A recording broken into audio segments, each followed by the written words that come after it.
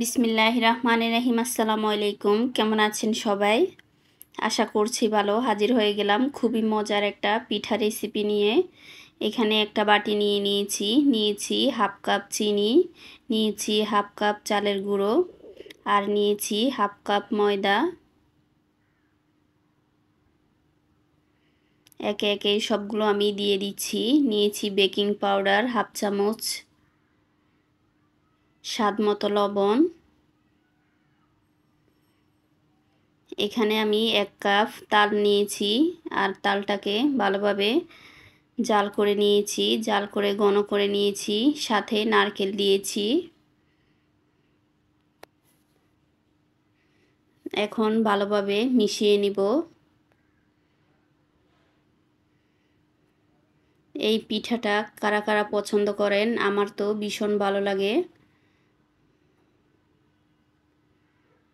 একটু সময় নিয়ে ভালোভাবে মিশিয়ে নেব।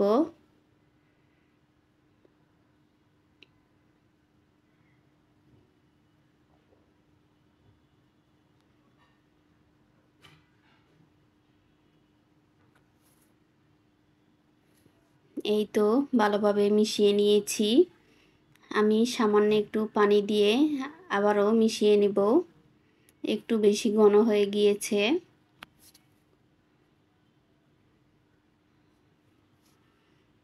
এখানে প্রায় 3 টেবিল চামচের মতো পানি দিয়েছি, আর এটা নর্মাল পানি।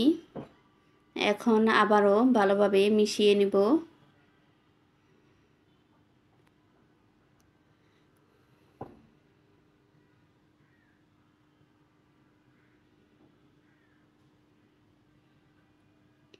এই তো ভালোভাবে মিশিয়ে নিয়েছি। চুলায় একটা ফ্রাই প্যান বসিয়ে দিয়েছি পরিমাণ মতো তেল। এখন তেলটা হালকা গরম হয়ে গেলে আমি ব্যাটার দিয়ে পিঠাগুলো বানিয়ে নিব। আমি হাত দিয়ে দিচ্ছি, আপনারা চাইলে চামচ দিয়ে দিতে পারেন। আর অবশ্যই চুলাটা কমিয়ে দিতে হবে, না হয় পুড়ে যাবে আর ভিতরে কাঁচা থেকে যাবে। এই তো সবগুলো আমি দিয়ে দিয়েছি, দিয়ে কিছুক্ষণ ভেজে নিয়েছি। এখন উল্টে নিচ্ছি। কালারটা কত সুন্দর আসছে দেখে বুঝতে পারছেন।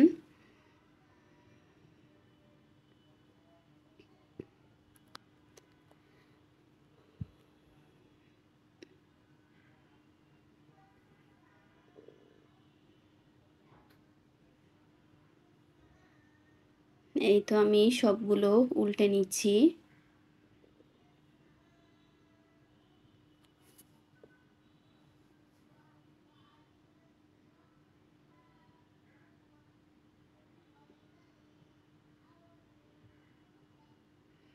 এভাবে একবার পিঠাটা বানিয়ে দেখবেন, খেতে কিন্তু খুবই ভালো হয়। ছোট বড় সবাই খুবই পছন্দ করবে। এপাশ ওপাশ ভালোভাবে আমি উল্টে নিচ্ছি।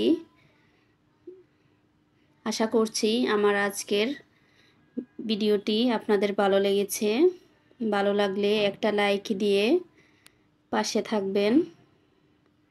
আর এই রকম নতুন নতুন রেসিপি পেতে পপিস কুকবুকের সাথে থাকবেন।